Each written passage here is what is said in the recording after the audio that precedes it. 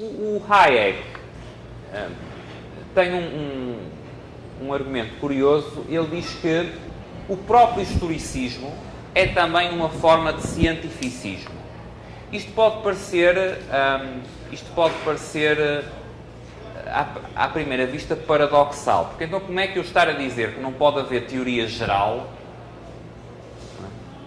pode ser cientificismo? Quer dizer, que o neoclássico, que o paradigma neoclássico, ou pelo menos a interpretação mais extrema do paradigma neoclássico, em que tudo tem que estar modelizado formalmente para ser ciência, que isso é cientificismo, isso julgo que será mais ou menos evidente. Agora, como é que é algo que é praticamente o absoluto oposto poderá também ser cientificismo? E o argumento do Hayek é curioso e eu julgo que dá que pensar. O que ele diz é o seguinte: o próprio historicismo é cientificista, portanto, cientificista no sentido em que vimos na sessão de ontem, porque o que o historicista acredita é que o mero facto de observar o objeto leva a uma explicação. Ou seja, o que é que o historicista está dizendo? O historicista está dizendo que eu, para perceber a economia alemã, não posso aplicar em uma teoria geral. O que eu tenho que fazer é olhar para a história da Alemanha. Certo? O que é que ele está a dizer implicitamente, ainda que não explicite? O que ele está a dizer é que a observação, neste caso indireta, porque ele não esteve lá em todo o período de observação relevante, mas que a observação do objeto, por si só, automaticamente daria a explicação. Porquê este automaticamente? Porque ele está a negar a possibilidade de eu ter uma teoria geral. Se ele não tem uma teoria geral, então tem que ser só da observação que ele vai concluir o que quer que vá concluir. E o Hayek diz que isto é também uma forma de cientificismo, na medida em que está a colocar todo o ónus explicativo precisamente na questão da observação. Certo? Agora, acho que isto tanto pode ser interpretado como, se calhar, uma tentativa demasiado ambiciosa do Hayek de alargar a aplicação do conceito de cientificismo, ou como uma crítica genial ao historicismo. Okay. Ora bem, o nosso último ponto, e que em larga medida sintetiza várias das questões que tratamos hoje. A tal distinção entre o true individualism e o false individualism. Como disse, o texto fundamental para este tópico, e o texto recomendado, é o tal capítulo neste livro, no Individualism and Economic Order, o capítulo mesmo designado Individualism True and False. E o que é que... para que é que Hayek usa esta distinção? Naturalmente, o verdadeiro e o falso em si mesmo é provocatório. Eu chamar algo verdadeiro ou falso já está a dar indicação do que é que, qual é que é a posição de base. Mas o que o Hayek pretende fazer é chamar a atenção para duas tradições de pensamento. Uma que ele considera mais verdadeira e mais favorável a sociedades livres e prósperas, e outra que ele considera menos verdadeira e menos favorável a sociedades livres e prósperas, para usar um eufemismo. E essas duas tradições intelectuais, na primeira, Hayek, onde ele entronca essa tradição, e ele explicitamente refere a esses autores, é em autores como Locke Mandeville, Hume, Adam Smith e Burke. Portanto, um conjunto de autores maioritariamente anglo-saxónicos, também ligados ao iluminismo escocês, e autores que ele acredita, nos quais ele valoriza, o terem percepcionado o que para Hayek é a forma correta de compreender como o indivíduo vive em sociedade.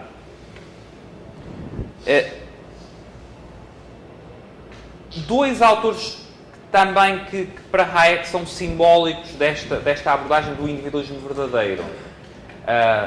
E dois autores que ele, justamente no trabalho mais tardio de Hayek, são muito citados, são Tocqueville e Acton.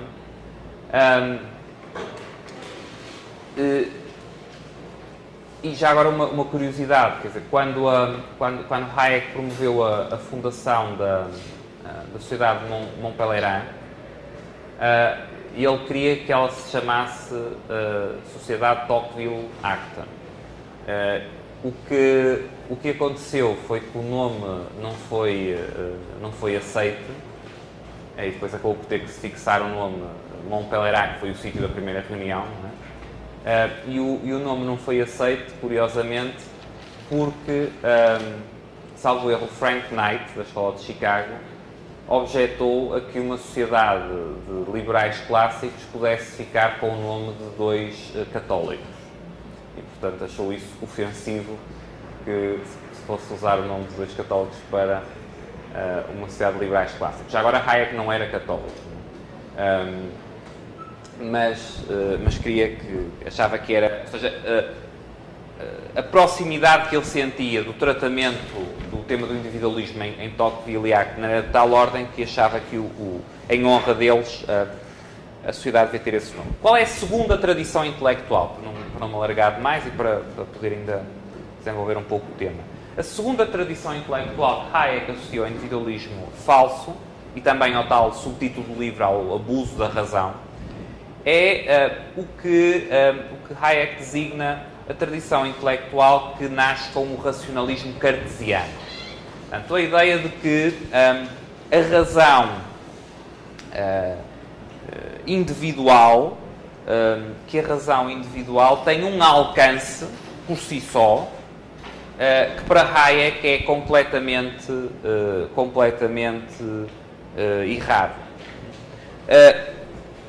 E desta distinção, porque centrar a distinção entre individualismo verdadeiro e falso? Porque para Hayek, muitas das coisas, ou a globalidade das coisas que estivemos a ver até agora, em termos de diferenças metodológicas, ficam encapsuladas em diferentes concepções sobre o indivíduo. Ou seja, eu olhando para como diferentes autores, em que tipo de abordagem é que eles fazem ao indivíduo e ao exercício da razão do indivíduo, isso incorpora em si mesmo permite tirar daí um conjunto de conclusões sobre a posição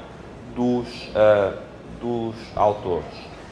Nomeadamente, o que é que caracteriza, o que é o essencial do individualismo verdadeiro? O essencial do individualismo verdadeiro é um individualismo que compreende plenamente os limites da razão humana e que percebe que a realização dos objetivos individuais depende da interação voluntária a nível social dos indivíduos. Ou seja, de que o que há de mais importante nos processos sociais são resultados que são produzidos pela interação social dos indivíduos, mas que não são desenhados nem concebidos por nenhum indivíduo em particular. o que é que isto quer dizer? Quer dizer que o exemplo clássico que vem desde Menger é o dinheiro, não é? A moeda. A formação da moeda, portanto, passar a utilizar moeda, que é um avanço civilizacional extraordinário, é algo que emerge por um processo de ordem espontânea, que não é desenhado por nenhum indivíduo, centralizadamente, embora seja resultado de um conjunto de ações individuais.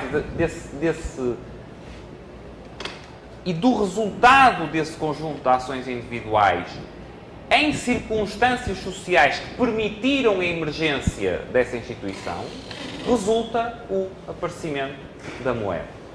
Okay? Mas essa instituição, chamando a moeda uma instituição, não poderia nunca ser criada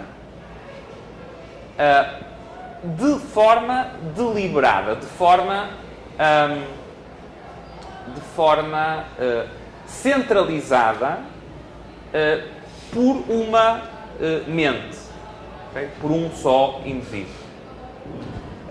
A mesma coisa em relação à linguagem. A linguagem, que é um avanço civilizacional ainda mais extraordinário, é algo que resulta da interação de milhões e milhões de seres humanos ao longo do tempo, mas algo que não é criado, não foi criado, nem poderia ter sido criado deliberadamente por nenhum ser humano. Okay? É algo que resulta da interação humana, resulta da ação humana, mas não do desenho humano, não da concepção humana. Usando a expressão que Hayek gostava de citar, the result of human action, but not of human design. Okay? Ora, na perspectiva do que Hayek designa o individualismo falso, que assenta nas tais crenças bastante hiperbólicas sobre o que a razão individual consegue atingir,